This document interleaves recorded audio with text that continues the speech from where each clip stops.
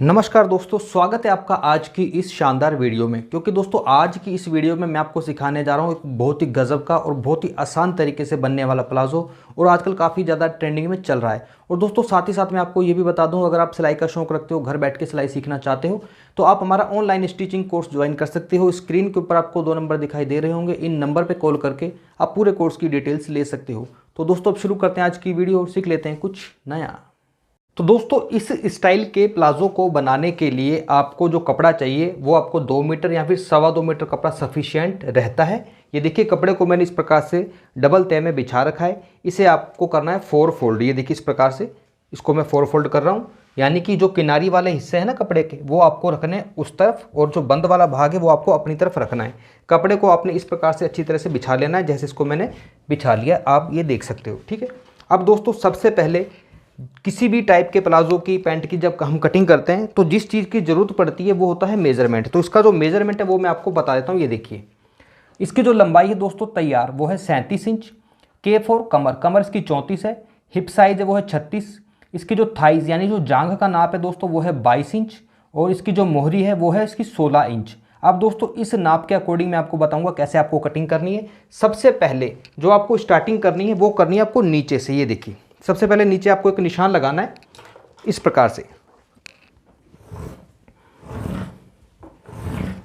दोस्तों इस निशान का मतलब क्या होता है, कहीं से अगर कपड़ा छोटा है बड़ा है, जैसे कि आपको मैं दिखा देता हूँ। ये देखिए ऊपर से नीचे थोड़ा बहुत कपड़ा छोटा बड़ा है, तो इस निशान से आप इसे काट के बिल्कुल बराबर कर सकते हो। देखें ये बिल्कुल बराबर हो चुका है।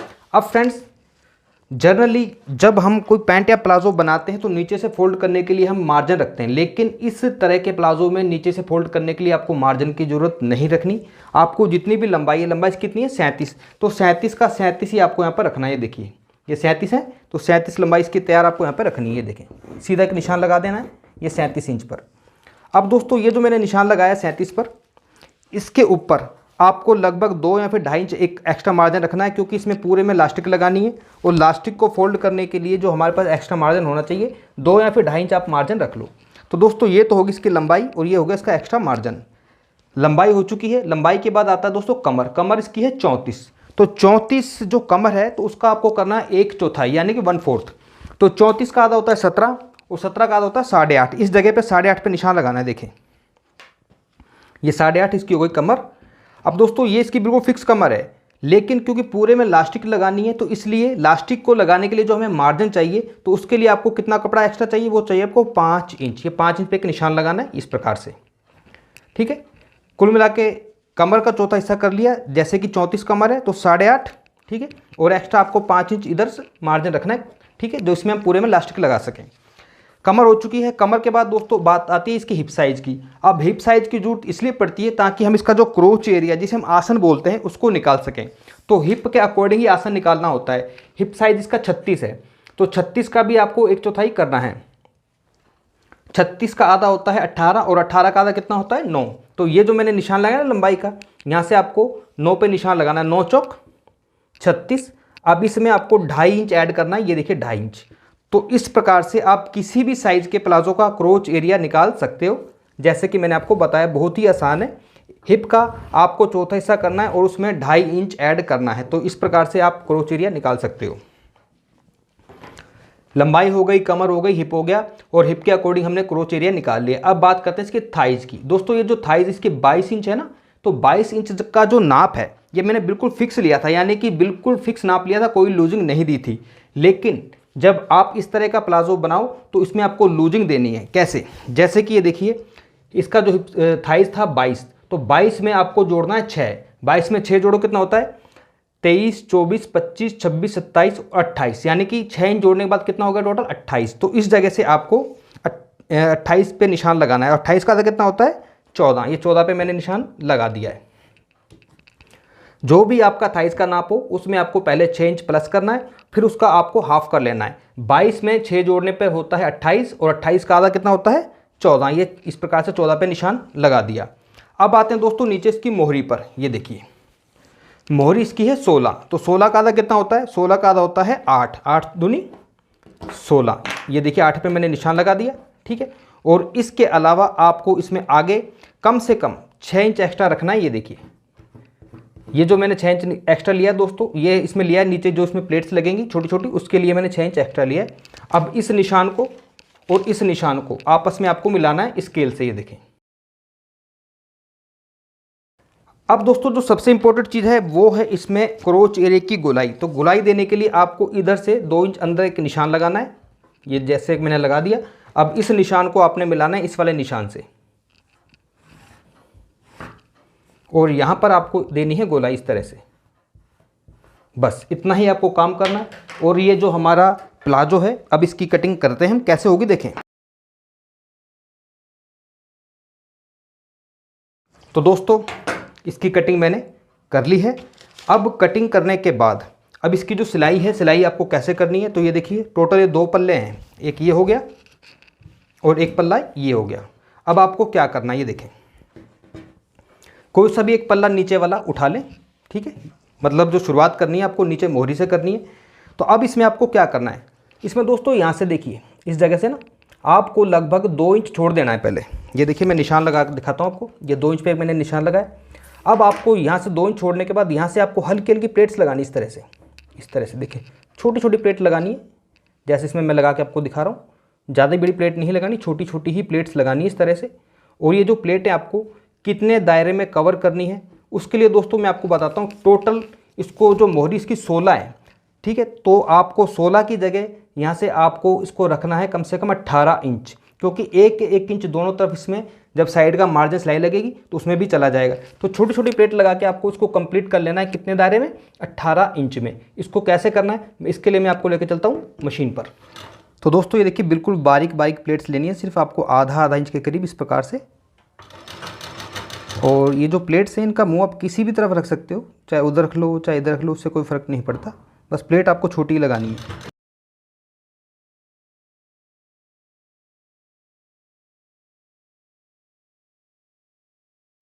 तो दोस्तों आप देख सकते हो इसमें इस प्रकार से जो प्लेट्स मैंने लगा ली हैं। प्लेट्स को लगाने के बाद अब इसे मैं एक बार नाप के देखता हूँ कि टोटल ये कितना 18 इंच हमें चाहिए टोटल यहाँ से। तो ये देखिए इस छोर से लेकर इस छोर तक केवल अंदाजे से ही मैंने प्लेट्स लगाई हैं, कंप्लीट ये 18 इंच आ चुका है। अगर आपका थोड़ा छोटा या फिर बड़ा हो जाए इस प्रकार से, तो अगर मान लो थोड़ा सा कम पड़ जाए तो एक आधी प्लेट आप उधेड़ के उसको थोड़ा सेट कर सकते हो। अगर ज़्यादा बड़ा हो तो प्लेट एक आधी भारी भी कर सकते हो, यानी बड़ी कर सकते हो। तो इस प्रकार से बिल्कुल फिक्स 18 इंच आ चुका है। अब दोस्तों दूसरे वाला जो पल्ला है उसमें भी आपको उसी प्रकार से बारीक बारीक प्लेट्स लगा लेनी है। प्लेट को लगाने के बाद अब दोस्तों इसमें आगे आपको क्या करना है उसके लिए मैं आपको लेकर चलता हूँ काउंटर पर। तो दोस्तों जब आप दोनों ही पल्ले में इस प्रकार से नीचे जो मोहरी में प्लेट्स लगा लेते हो, जैसे इसमें मैंने लगाई है, उसके बाद आपको एक पट्टी लेनी है। देखिए ये पट्टी आपको लेनी है 18 इंच की, जैसे कि यहाँ से 18 इंच है ना टोटल, यहाँ से लेकर यहाँ तक। तो इसी प्रकार से इसके बिल्कुल बराबर पट्टी लेनी है। इसकी जो आपको चौड़ाई रखनी है वो रखनी है 2 इंच। अब दोस्तों इस पट्टी को लगाना बिल्कुल आसान है। ये देखिए इसको रखना है अपने इस प्रकार से सीधा, इसको रखना है इसके ऊपर और बिल्कुल सीधी एक सिलाई लगानी है। सिलाई लगाने के बाद ये जो पट्टी है इस प्रकार से फोल्ड होकर इसके ऊपर आ जाएगी। कैसे होगा ये सारा काम, आइए चलते हैं मशीन पर।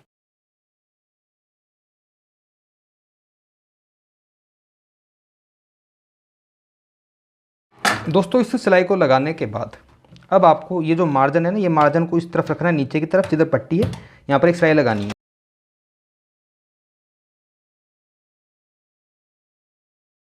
अब इसके बाद इस पट्टी को आपने फोल्ड करना है। इसको ऐसे एक बार फोल्ड करा, ठीक है, और एक बार दोबारा फोल्ड कर दिया। ये देखिए इसको ऐसे कैसे फोल्ड करना है और यहाँ पर आपको लगानी है सिलाई।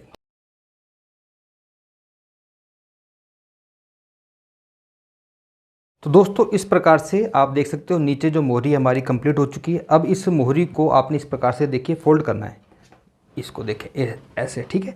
और यहाँ से आपको जो तैयार मोहरी कितनी रखनी थी 16, तो ये देखिए 8 दूनी 16, यहाँ पे 8 इंच पे निशान लगाना है, ठीक है। और ऊपर ये जो क्रोच एरिया ये वाला, ठीक है, यहाँ से आपको इस प्रकार से आना है और इस निशान पर इस प्रकार से ला के नीचे सिलाई लगा लेनी है। ऐसे सिलाई इसमें लगानी है और इसी प्रकार से जो आपको सिलाई लगानी है, इसका जो दूसरा वाला पार्ट है ना ये वाला, इसको भी मैंने रेडी कर लिया है। इसमें भी आपको इसी प्रकार से सिलाई लगा लेनी है, ठीक है। अब सिलाई लगाने के बाद आगे जो प्रोसेस होगा वो मैं आपको बताता हूँ।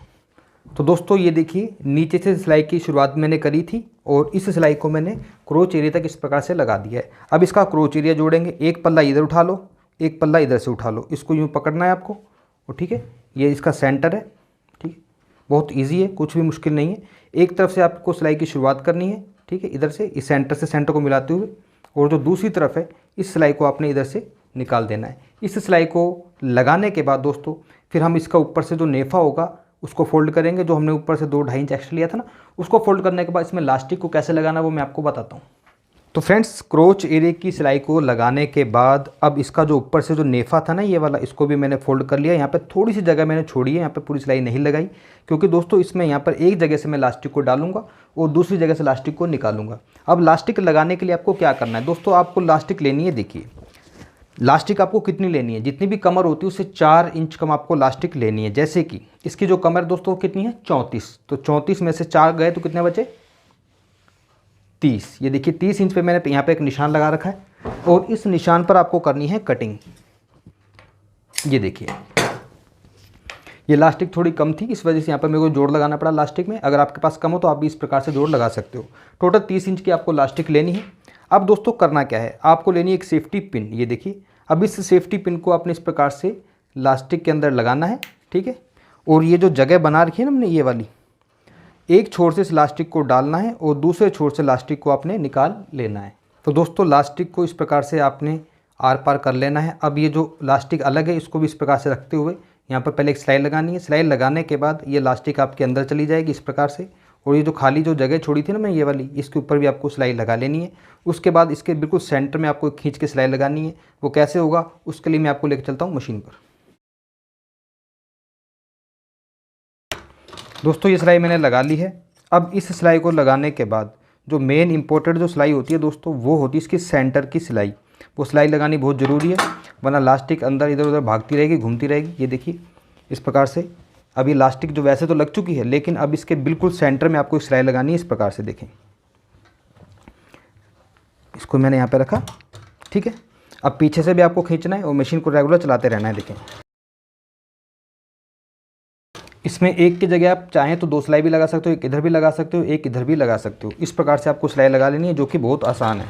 तो दोस्तों लास्टिक में इस प्रकार से सिलाई लगाने के बाद आप इसका फाइनल लुक देख सकते हो। तो फ्रेंड्स पहनने के बाद इसका जो लुक है कुछ आपको इस प्रकार से नज़र आएगा। ये देखिए इसकी जो मोहरी है, मोहरी में इस प्रकार से आपने जो है प्लेट्स लगानी है और इस प्रकार से इसका जो फाइनल लुक आप देख सकते हो। बहुत ही इजी है, बहुत ही कंफर्टेबल ये प्लाजो होता है। आप इसे टी शर्ट के साथ भी पहन सकते हो घर पर, या फिर आप किसी भी मैचिंग सूट के साथ इसको वेयर कर सकते हो। तो दोस्तों ये थी मेरी आज की वीडियो, जिसमें मैंने आपको बहुत आसान तरीके से एक अफ़गानी प्लाजो के बारे में बताया है। अगर आपको आज की वीडियो अच्छी लगी हो तो प्लीज़ वीडियो को लाइक करें।